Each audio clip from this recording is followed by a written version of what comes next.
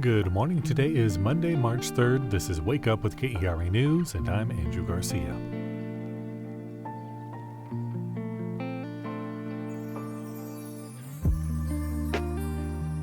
It was a bit rainy yesterday, and a potent storm system will bring thunderstorms to portions of the area by late tonight, heading into Tuesday morning. Damaging straight-line winds and brief spin-up tornadoes will be the primary hazards. Again, that's for later tonight. For today, though, it'll be cloudy with small chances for rain and a high of 71. A new study says the average brain may contain a spoonful of plastic particles. We'll have the latest on the growing problems of microplastics. That's after today's news.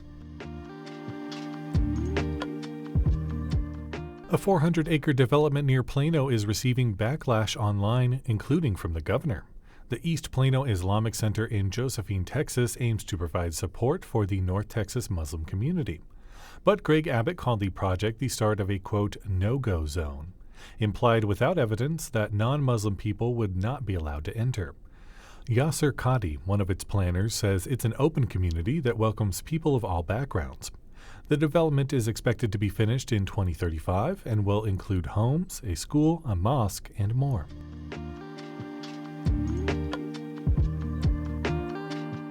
Regional water planners are at odds over a proposed reservoir in northeast Texas. The Marvin Nichols Reservoir would supply water to several North Texas counties within the next few decades. Some North Texas planners believe the reservoir is needed to keep up with the growing demand in the region, while those in northeast Texas say they're opposed and will declare a state-level conflict.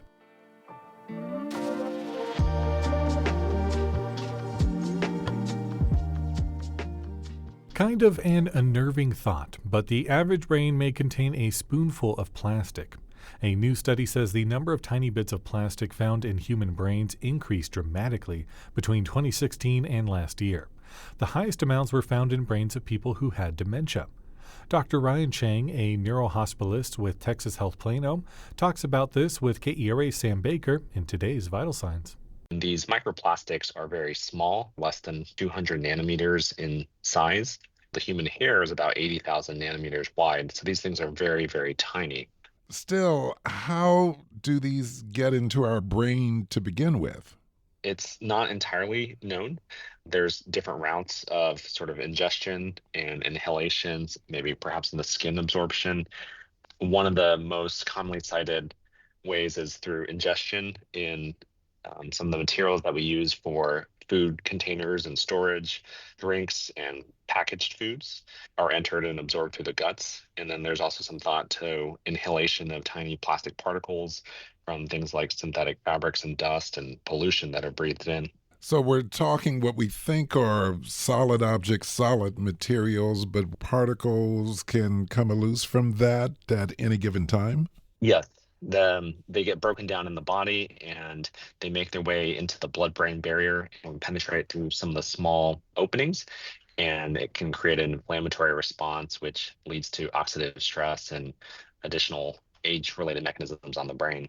I was just about to ask you, how does this affect our health? Yeah, so a lot of this work is still very early, but they found that patients with a labeled diagnosis of dementia actually had a higher concentration of microplastics in the brain. They're not sure about the cause and effect relationship of this, but it is thought that perhaps these individuals already have a weakened blood-brain barrier to begin with, and that allows more plastics to permeate this and allows it to accumulate. And it's also thought that plastics can cause inflammation and additional oxidative stress, which is already a known factor in things like Alzheimer's or maybe Parkinson's disease. And it's similar to the story of asbestos, which itself is fairly inert, but it triggers a pretty significant inflammatory response in the body and specifically in the lungs. I understand children, though, are considered at the greatest danger. It probably has to deal with the fact that their brains are still developing. They also have an increased risk of exposure to plastics and a lot of things that kids put into their mouths, a lot of the toys and perhaps things like formula and other bottles and plastic containers that are used, and that can release plastic into the body. Is there anything we can do about this, either to get rid of what we've accumulated or to prevent more accumulation? There are some things that we can do to minimize our daily exposure. Avoiding plastic containers where possible, especially avoiding microwaving or heating food in plastic. That can cause more leaching of chemicals into food. So using glass or ceramic containers, especially with hot food or beverages, and then using things like glass or stainless steel water bottles helps to reduce a lot of that leaching into liquids specifically. And then there's some thought to using some natural fibers, things like wool or cottons, as opposed to some of the synthetic fibers could potentially lead to less leaching from clothes. And then things like filtering your air and proper ventilation inside your home.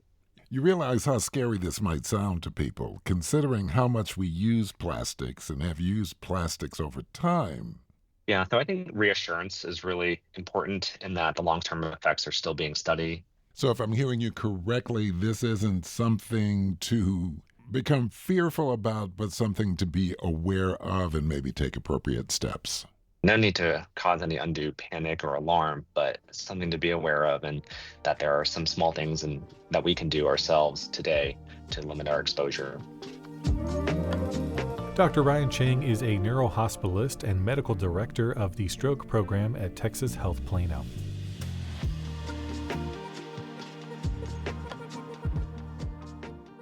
The Stars were victorious in their game against the St. Louis Blues last night, final score of 6-3, and it's the Dallas Mavs versus the Sacramento Kings tonight at the American Airlines Center. Enjoy a community concert on the University of Dallas campus.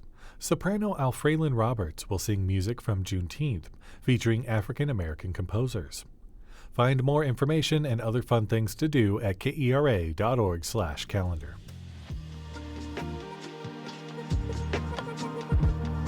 Thanks so much for listening to Wake Up with KERA News. I'm your host, Andrew Garcia. The show is produced and edited by Shardae White and Bekah Morr. For more news in your inbox, visit kera.org/wakeup. That's where you can subscribe to the Wake Up with KERA News newsletter and get some good morning vibes from our colleague, Catherine Hobbs. Connect with us on Facebook, Instagram, and TikTok at KERATX. Take care, and we'll see you tomorrow.